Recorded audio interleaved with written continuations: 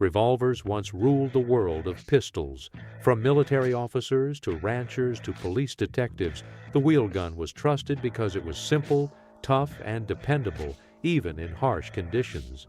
But things change. Modern buyers want higher capacity, lighter frames, better ergonomics, cheaper ammo, and faster reloading. Semi-autos have taken over almost every corner of the market, and as 2026 continues, some revolvers are sinking faster than others.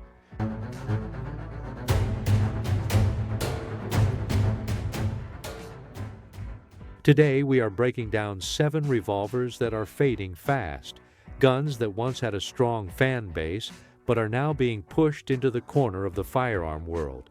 Many of these models suffer from declining sales, rising production costs, lack of modern features, or simply being outperformed by competing designs.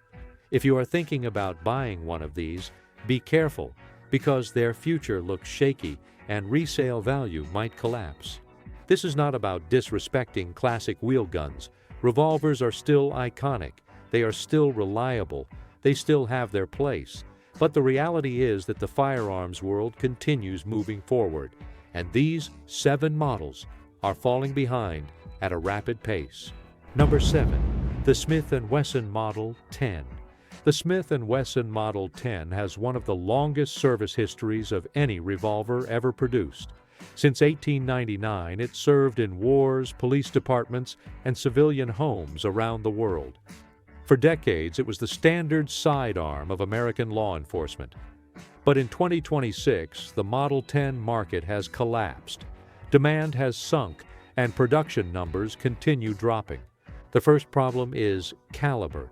The Model 10 uses .38 Special, which is a great soft-shooting cartridge, but no longer popular among new shooters. Most buyers choosing a defensive handgun want 9mm. It is cheaper, easier to find, and has better energy with modern defensive loads. The second issue is capacity. 6 rounds feels extremely outdated compared to double-stack pistols holding 15 to 20 rounds. Younger buyers now see the Model 10 as a relic of another era. The third problem is price. Because of inflation and rising steel costs, a new Model 10 is too expensive for what it offers. For the same money, a buyer can get a reliable modern polymer pistol with triple the capacity and easier maintenance. The old collectors still love the Model 10, but the mainstream market has moved on. In 2026, the Model 10 is fading fast, and resale value is beginning to show it. If you are buying for nostalgia, go ahead. If you are buying for practicality, skip it. Number 6. The Colt King Cobra Carry.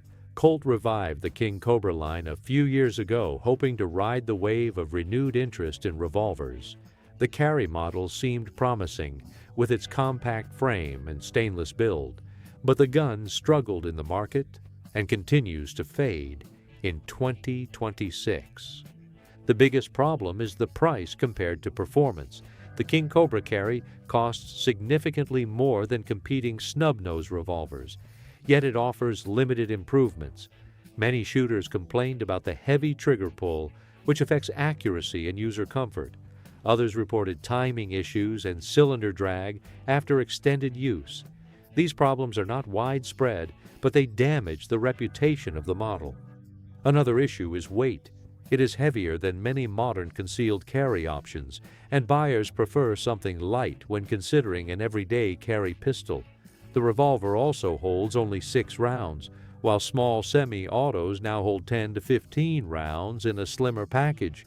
Because of all these factors, the King Cobra Carry is losing buyers every year. Stores report slower movement on shelves, and many dealers discount the model just to get it out the door. Colt lovers may still admire the name, but the mass market no longer finds value in it. In 2026, this revolver is slipping toward the endangered list. Number 5. The Ruger SP 101 in .327 Federal Magnum.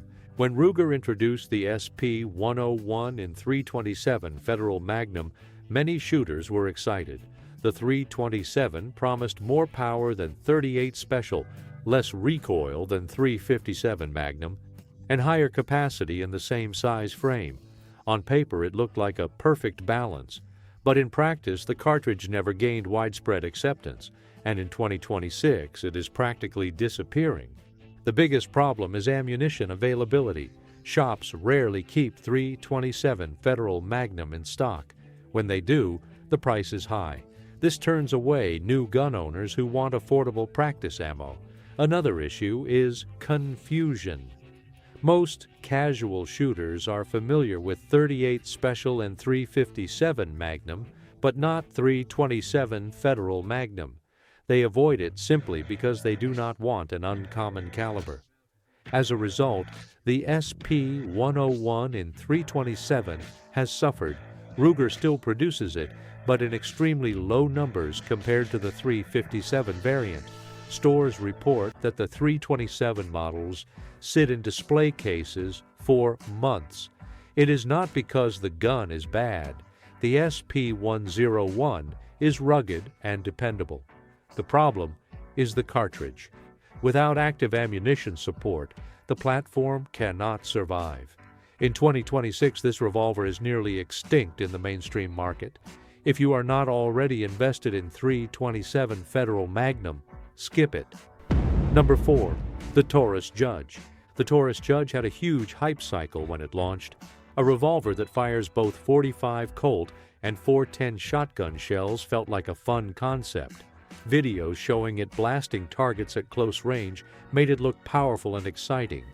But once the novelty faded, buyers began realizing the limitations, and by 2026 the Judge is sinking fast. The biggest issue is performance. The 410 shells out of a short barrel do not deliver the energy that many buyers expected.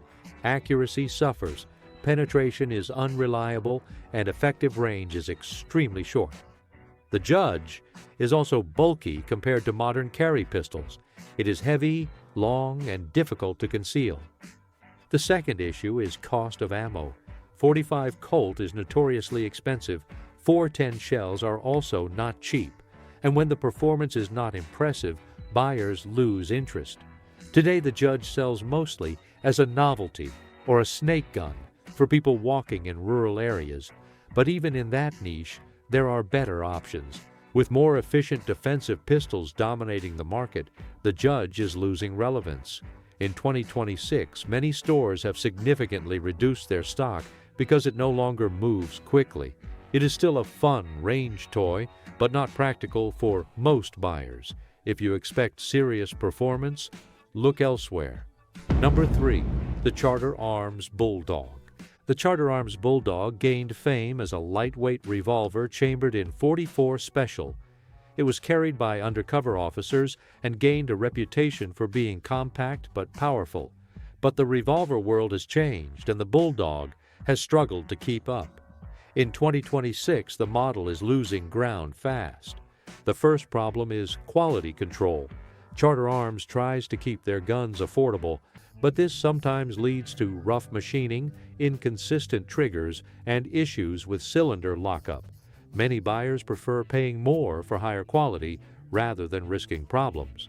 When forums and reviewers highlight these issues, sales drop. Another problem is recoil. The Bulldog is light, but .44 Special produces noticeable kick. Many new shooters who buy the gun for personal defense realize it is not pleasant to shoot for extended sessions. They switch to smaller calibers or to semi-autos with better recoil control. Ammo cost adds to the decline. .44 Special is not cheap, and most buyers do not want an expensive caliber for regular practice. As a result, the Bulldog's user base has shrunk. The model is far from dead, but its popularity is dropping fast. By 2026, it is no longer a common sight in gun stores. Buyers looking for a reliable carry choice are avoiding it. Number 2. The Smith & Wesson 351C in .22 Magnum. A lightweight revolver chambered in .22 Magnum sounds good in theory. Minimal recoil, easy to carry, and simple operation. But the Smith & Wesson 351C struggles in the real world and is dying fast in 2026. The first problem is ignition reliability. Rimfire cartridges like .22 Magnum sometimes fail to ignite, especially in short barrels. For a defensive handgun, this is a concern. Many shooters reported light strikes and misfires. Even with premium ammo, rimfire rounds can be less dependable than centerfire. Another issue is energy. .22 Magnum out of a tiny barrel does not produce the performance many buyers expected. Penetration is inconsistent and expansion is unreliable. Defensive ammo companies try to compensate, but physics still limits the revolver. The final problem is price. For what the .351C costs, buyers can get a 9mm micro pistol with higher capacity and more reliable energy delivery. Because of this, the .351C market is shrinking rapidly. In 2026, fewer shops stock it, and many owners report difficulty reselling it. While it is a fun, ultralight revolver to carry on hikes or to shoot recreationally, its role in the defensive market has collapsed. If you want a primary carry weapon, avoid this model. Number 1. The Colt Single Action Army Reproductions for Budget Buyers. The Colt Single Action Army is legendary, but the affordable reproductions made by budget manufacturers are falling out of favor rapidly in 2026. These models once appealed to cowboy action shooters, collectors who wanted a Western-style gun without paying premium Colt prices, and people who enjoyed historical firearms. However, several issues are now crushing the market. The first problem is accuracy and reliability. Budget reproductions often cut corners with materials, heat treatment, and fitting. This leads to timing problems, cylinder misalignment, and early wear. With modern ammunition producing higher pressures, these guns do not always hold up well. The second problem is shrinking interest in cowboy action shooting. Participation numbers have declined since many younger shooters prefer tactical or competition-oriented shooting sports. This reduces demand for Western-style revolvers. The third issue is availability of quality ammunition. Cowboy loads in soft shooting calibers also grew more expensive, making these revolvers less appealing to casual shooters. Because of all this, the cheaper replicas are turning into shelf-sitters. Serious collectors want actual Colt models, and casual buyers prefer modern revolvers or semi-autos. By 2026, the cheap single-action Army copies are harder to sell and losing relevance fast. If you absolutely love Western guns and want a high-quality model, consider saving up for a premium brand rather than buying the bargain tier. Otherwise, skip it. Why these revolvers are dying. Each of these models has unique issues, but they share a deeper pattern. The revolver market is shifting. Most new gun owners want something affordable, reliable, high capacity, and easy to carry. Semi-autos fit that description better than revolvers. Revolvers still have a place in the world of firearms. They are durable, simple, and dependable, but only certain models continue thriving. Anything that is heavy, expensive to feed, underpowered, hard to conceal, or poorly supported by ammunition is losing its position. Collectors, outdoorsmen, and experienced shooters still love wheel guns. They enjoy the craftsmanship and mechanical feel. They understand the strengths and weaknesses.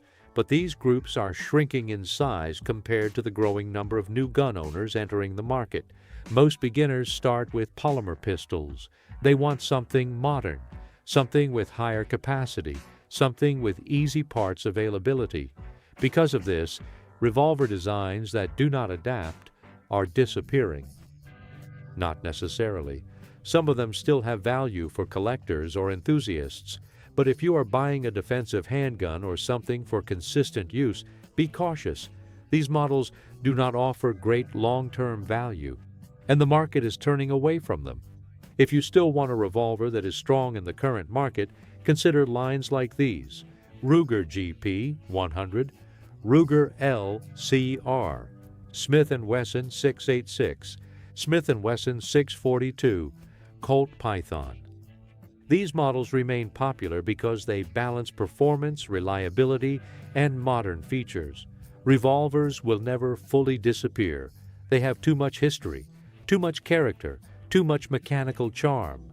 But some models simply cannot survive in the modern world.